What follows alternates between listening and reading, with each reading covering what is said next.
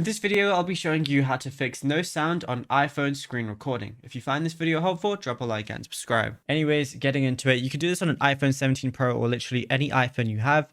But basically all I want to do is swipe down on the top right. It's going to bring up my control panel.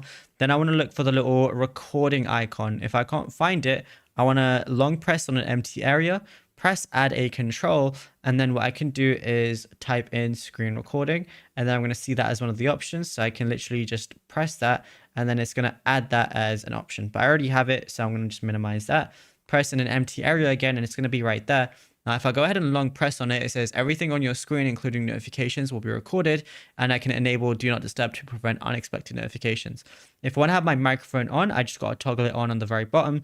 Then once you're happy and you'll want to start recording, just press start recording right there. In terms of sound from like any applications you open when you're screen recording, it's going to automatically be on there, but it just tends to be very loud. So make sure you have the volume lower than what you usually think is fine, because it is going to be very loud in the screen recording. But it's as simple as that.